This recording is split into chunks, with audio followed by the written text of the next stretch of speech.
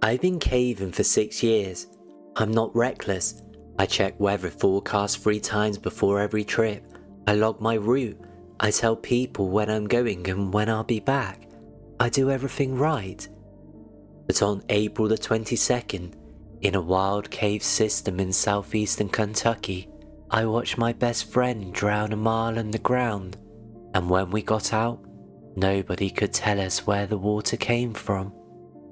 Let me explain my story. The cave we were in connects to the greater Mammoth cave network, but it's not maintained. No lights, no tours, just raw limestone and passages that go on for miles.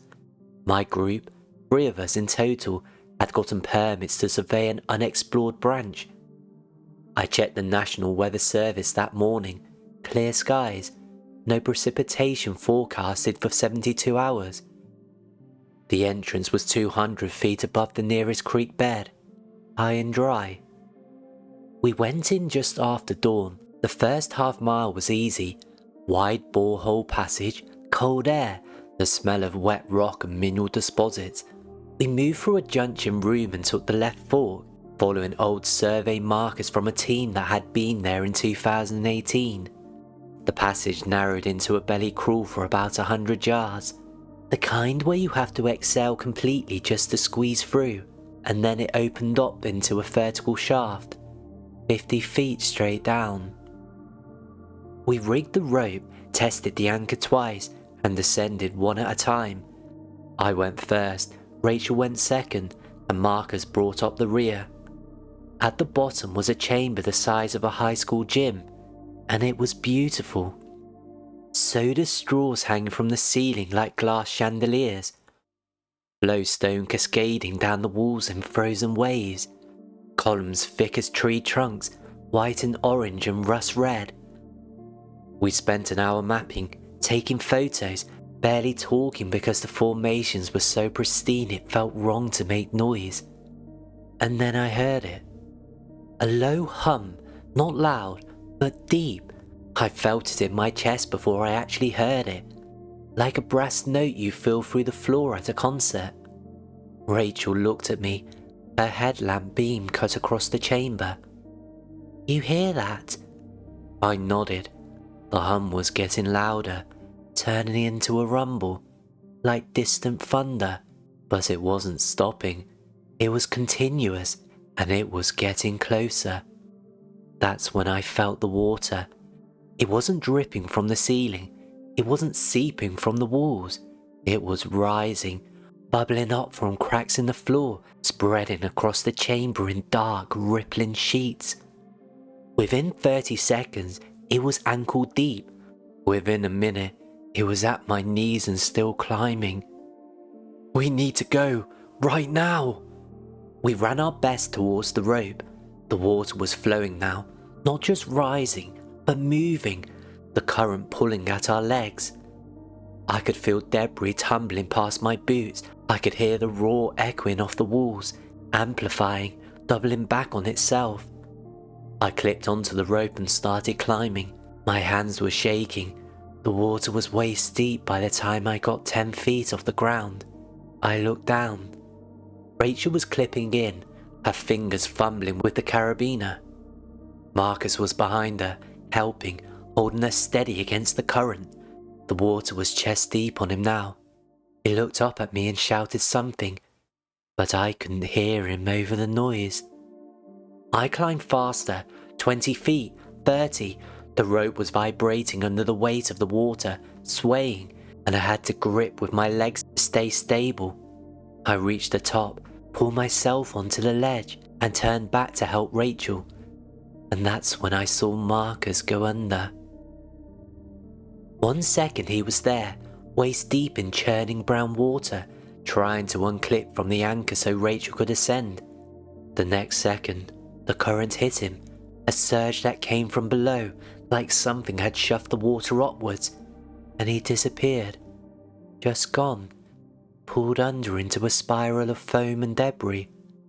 Rachel screamed. She was halfway up the rope, frozen, staring down at the water. I yelled at her to keep climbing, but she wasn't moving. I could see her shoulders shaking. I shouted again, louder, and finally she started moving. Slow, mechanical, like she'd forgotten how. When she reached the ledge, I grabbed her harness and pulled her up. She collapsed onto the rock, gasping, and I looked back down into the shaft. The water was 20 feet deep, still rising, and Marcus was gone. We crawled back through the passage. The water was following us, slower now, but still coming. By the time we reached the junction room, it was 6 inches deep and cold enough to make my legs ache. We climbed towards the entrance, slipping on wet rock, headlamps cutting through mist and spray. When we got to the surface, it was raining. Not hard, just a light drizzle, but the ground was soaked, mud pooling in low spots, leaves plastered to the rocks like it had been raining for hours. I checked my watch. We'd been underground for 3 hours and 22 minutes. I pulled out my phone. Before we gone in, I'd taken a screenshot of the weather forecast, something I always do, just in case. I opened it. Clear skies, 0% chance of precipitation, high of 68 degrees. I refreshed the page. Same forecast, same updates, no warnings. But the rain was real. I could feel it on my face, and our gear was dripping, and the cave was flooded and Marcus was still down there. We called 911. The rescue team arrived 3 hours later, after the water had receded. They went down with pumps and diving gear and body recovery equipment. They found Marcus wedged in a crack near the ceiling of the chamber, 15 feet above where the floor had been. They said the water must have carried him up, trapped him there when it drained. The cause of death, drowning and acute hypothermia. But here's the part I still can't explain. The rescue coordinator pulled me aside after they brought Marcus up. He said they analysed the event, checked the hydrology, the rainfall data, the watershed maps. He said the flooding was consistent with a flash storm. Rain hits the surface, funnels into sinkholes, floods the cave system from below. Textbook. Except when they contacted the National Weather Service. There was no record of rain in that area that day. Not a drop. The nearest weather station, 6 miles south, logged clear skies from 6 AM to 6 PM. Same with station 12 miles north. No radar signatures, no storm cells, no atmospheric moisture above 30%. But our clothes were soaked, the cave was flooded, and Marcus was dead. One of the rescue techs, a guy who's been doing cave rescue for 20 years, he told me something off the record. He said there's been 3 other incidents in that system over the last 15 years. Same thing every time. Sudden flooding, no rain on the surface, someone trapped. There's been 2 fatalities, 1 near miss. Every time, the weather service had no explanation. Every time, the water came from below. He said the Forest Service quietly closed 2 of the connected passages after the last incident. But they didn't post warnings or update the maps because they couldn't explain the mechanism. They just wrote geological instability in the closure order and just moved on. I asked him what he thought was causing it. He stared at me for a long time. Then he said, "I don't know, but I've been doing this for 2 decades, and I've never seen water move like that. It didn't come from above, it came from below, like something opened a valve. I haven't been back, I won't go back, but sometimes, late at night, I think about the sound we heard before the water came, that deep, subsonic rumble. It wasn't thunder, it wasn't wind, it was something else, something that felt deliberate. And I think about Marcus wedged in that crack near the ceiling, eyes open, mud caked in his mouth and nose.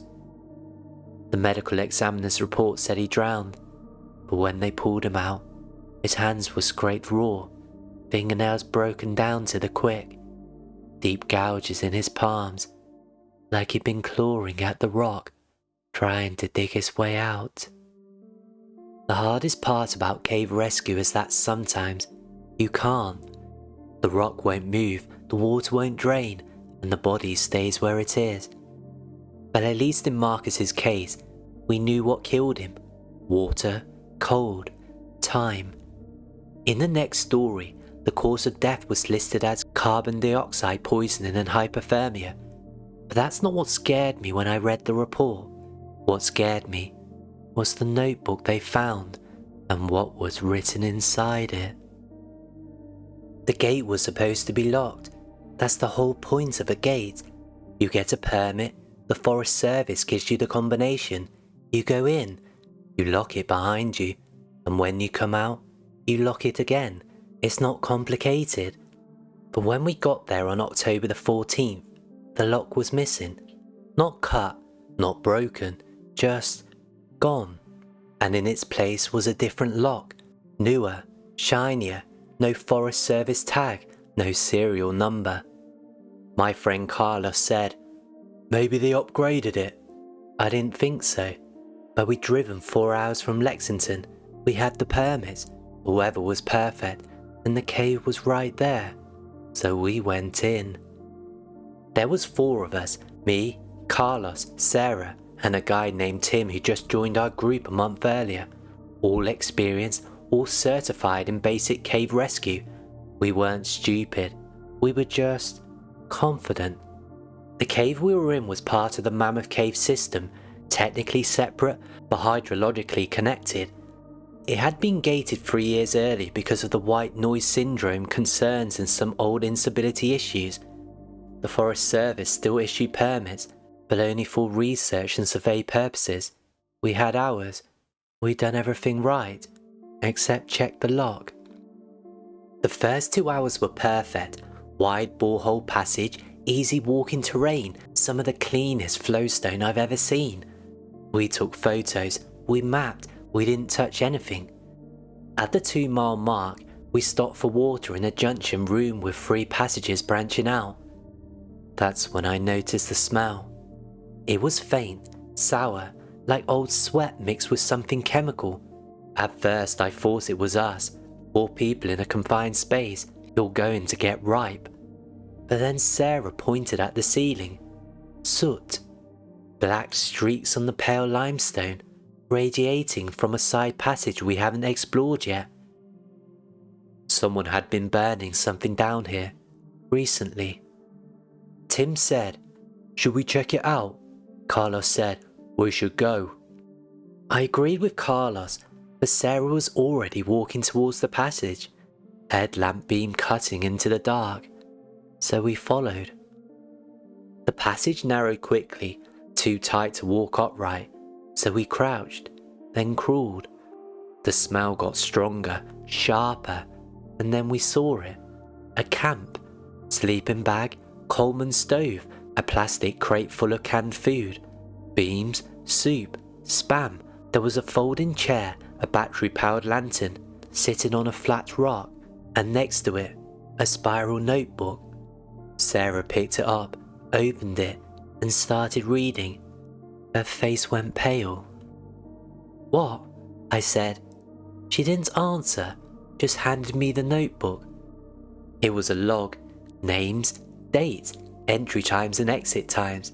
Some of the entries went back years, 2019, 21, 2023, and at the bottom of the page, in fresh black ink, October the 14th, 2024, 4 new, locked gate 11:40 AM, fun. I looked at my watch. It was 12:17 PM. We'd been locked in for 37 minutes. "We need to go," Carlos said, "right now." We turned back, started moving fast, retracing our steps, and that's when the symptoms started. Sarah stopped first. She leaned against the wall, breathing hard, and then she started giggling. Not a normal laugh, high-pitched, gasping, like she just heard the funniest joke in the world. "Sarah, what's wrong?" She looked at me. Her pupils were huge. Why are there two of you? I felt it a second later, a dreamy, disconnected feeling, like I'd just woken up from a nap and I couldn't remember where I was. My fingers were tingling, my headlamp beam looked too bright, like I was staring at the sun. I could hear my heartbeat in my ears, fast and thick and wrong. CO2, Carlos said. His voice was slurred. We need to move, now. We stumbled forward, following our mapped route. My legs felt like they were full of wet sand. Every few steps, I had to stop and lean against the wall, force myself to breathe slowly, count to 3 before moving again. At one point, I looked down at my hand and I couldn't remember whose it was. Tim was behind me. I could hear him breathing, ragged and shallow. Then I heard him stop. Tim? Tim? No answer. I turned back. He was sitting on the ground, back against the wall, staring at nothing. His headlamp was off. Tim, get up! He didn't move. Carlos grabbed his arm, tried to pull him to his feet. Tim's head lolled forward. He mumbled something that sounded like tired, and then went limp. We dragged him. Carlos took one arm, I took the other, and we hauled him through the passage while Sarah stumbled ahead, still giggling, still seeing double. My vision was tunneling. I felt like I was looking through a paper towel tube. The edges of everything were going dark. When we reached the gate, it was locked. Same chain, same lock, but now there was a padlock on the outside, sealing us in. Carlos pulled out his radio, called for help. His voice was so slurred I could barely understand him. He gave our coordinates, our status, the symptoms. Then he sat down and didn't get back up. I don't remember much after that. I remember lying on a cold stone, staring at the ceiling, watching my breath fog in the beam of my headlamp. I remember Sarah saying something about her mum. I remember thinking, very clearly, this is how it ends. This is how we die. And then I remember voices, bright lights, hands pulling me up, dragging me towards fresh air. The rescue team got us 19 hours after Carlos made the call. They said another 2 hours and we'll all be gone. Sarah was unresponsive when they found her. Hypothermia and acute CO2 toxicity. They had to intubate her on site. Tim was in a coma for 3 days. But here's what they didn't put in the report. When the rescue team went back down to document the scene, they found the camp, the sleeping bag, the stove, the notebook, and they found something else, a duffel bag, buried under a pile of rocks in the corner of the chamber. Inside were wallets, 12 of them, driver's licenses from Ohio, Tennessee, Indiana and Kentucky, some dating back to 2017, and at the bottom of the bag was the original Forest Service lock, with the keys still in it. They never found whoever wrote in the notebook, never found whoever locked us in. The investigation went cold after 6 months. But I still think about it all the time. I think about the entry in the notebook, for new, fun, and I wonder how many other groups are listed in there. How many other people walked into that cave and never walked out? And I think about the person who wrote it, who watched us go in, who locked the gate behind us, who sat in the dark with a notebook and pen and waited, not for money, not for supplies, but just to see what would happen. Carbon dioxide poison is one of the most common causes of death in caves. It's invisible, odorless, and by the time you realise what's happening, it's already too late. But at least you know what you're dealing with. You know it's the air, you know it's the environment. In the last story, we thought we knew. We thought the danger was the cave, the cold, the dark. We were wrong. The danger was already down there, and it had been waiting for 20 years. The cave had been sealed since 2004, administratively closed, entrance gated, no permits issued. The reason was listed as passage collapse and fatality, which, in cave management terms, means someone died and the body couldn't be recovered. So when I found the rope, still rigged, still tied off, frayed at the bottom like someone had been using it recently, I should have turned around, but I didn't. Let me back up and tell you the story from the start. I'm a caver, not a thrill seeker. I don't break into closed caves or ignore permits. In November of 2024, I got legal access to a system on the West Virginia-Kentucky border that connects to the closed caves through a series of natural shafts. My route was permitted, my entry was logged, everything was by the book. The cave I entered was dry, stable, and well documented. I was doing a solo survey of a passage that hadn't been mapped since 2019. I descended about 800 feet through a mix of walking passage and short climbs, moving carefully, taking notes, checking my GPS every 15 minutes, and then I found the junction. It wasn't on my map, a narrow crawlway, barely 2 feet, branching off to the left. I shined my light inside and saw something that made me stop. A rope. Modern command tool, synthetic, bright yellow, tied off to a bolt anchor that looked like it had been drilled in the last 5 years. I followed the rope with my light. It dropped into a vertical shaft about 30 feet across, disappearing into the darkness below. Next to the anchor was a water bottle. I picked it up. The label was faded, but I could still read the expiration date printed on the bottom. March 2025, 8 months ago. I should have left. I should have radioed out, reported the find, and let someone else investigate. But I was curious and stupid, so I clicked onto the rope and I descended. The shaft dropped 200 feet, straight down, no ledges, no features, just smooth limestone walls that disappeared into the dark below. When I reached the bottom, my headlamp cut across a chamber that wasn't on any map I'd ever seen, and that's where I found the camp. Emergency blanket crumpled in the corner, MRE wrappers faded and covered in a thin layer of cave mud, a broken headlamp, strap snapped, lens cracked. Everything was damp, cold, crusted with mineral deposits, except for one thing, a cave-in helmet, sitting upright on a flat rock, bone dry, headlamp on, shining directly at the far wall. The battery indicator read 40%. I called out. My voice echoed, died in the distance. No response. But I heard something else, faint, rhythmic, scraping.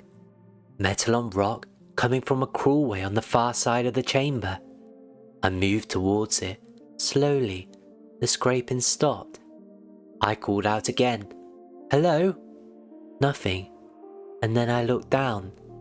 Boot prints, fresh, pressed into the wet mud near the crawlway entrance. Same tread pattern as my boots, same size, but they were facing outwards, like someone had crawled out of the passage, stopped, and retreated back inside when I called. I backed towards the rope, my hands were shaking, and that's when I heard it. Breathing. Not mine, slower, wet, like someone with fluid in their lungs, and it was close. I clipped onto the rope and started climbing, fast, hand over hand, boots scabbing against the wall for purchase. I didn't look back, I didn't stop. Halfway up, the rope jerked, hard, like someone at the bottom had grabbed it and pulled. I swung into the wall, shoulder slamming into the stone, and I almost lost my grip. I looked down. There was someone at the bottom of the shaft. My headlamp beam caught the shape, hunched, too thin, moving wrong, like they'd been in the dark so long they'd forgotten how to stand upright. They had both hands on the rope, pulling it down, and I could see their face. Pale, mud-streaked, eyes wide and unblinking, and then they let go. The rope went slack. I heard a sound, a wet, rattling hiss, and then I felt the rope drop, not break, drop, like it had been cut. I lunged for the wall, fingers finding a crack, boots wedging into a narrow ledge. The rope fell past me, disappearing into the dark. I clung to the rock, heart slamming against my ribs, and I climbed the rest of the way using pure adrenaline and whatever handholds I could find. When I reached the top, I didn't stop. I crawled through the junction, scrambled up the passage, and didn't look back until I was on the surface. I reported it. I filed an official incident report with the Forest Service. They pulled the file on the 2004 closure. A caver, male, 28 years old, had entered the system during a flash flood.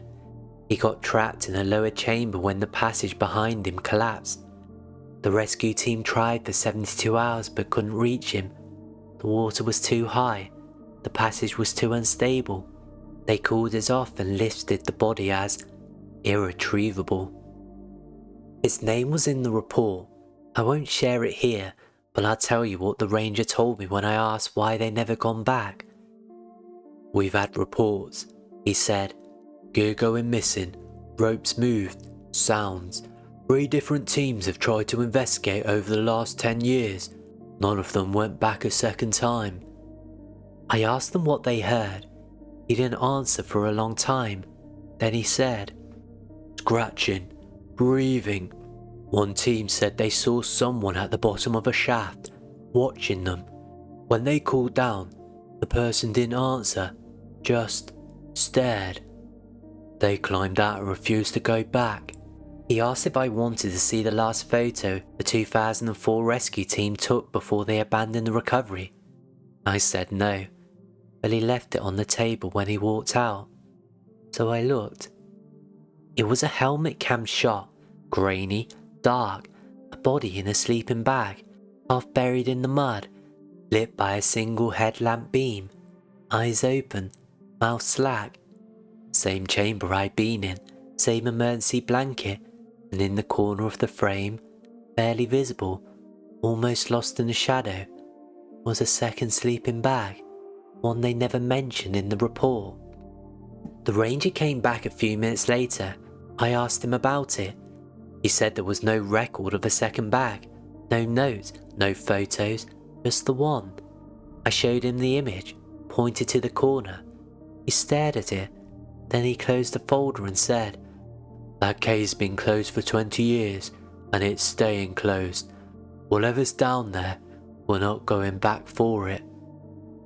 I haven't been back either, but sometimes I think about the person at the bottom of the shaft, the way they moved, the way they looked at me, and I think about the 2004 report, the one that said the caver died of hypothermia and drowning after 72 hours. But I also think about the studies I've read, the ones about hypothermia, how it slows your body down, how, in rare cases, it can put you in a state that looks like death but isn't, how people have revived after hours, days, even weeks. And I think about the helmet I found, bone dry, battery at 40%, like someone had been using it. And I wonder, what if the rescue team was wrong? What if he didn't die in 72 hours? What if he's still down there, surviving? If you've ever been caving in restricted systems, or if you know someone who has, if you don't tell them about these stories, some caves get closed for a reason, and sometimes the reason isn't the cave, it's what's still inside. Stay safe out there, and if you ever find a rope in a closed cave, don't follow it down. Thanks for listening. Subscribe if you enjoy.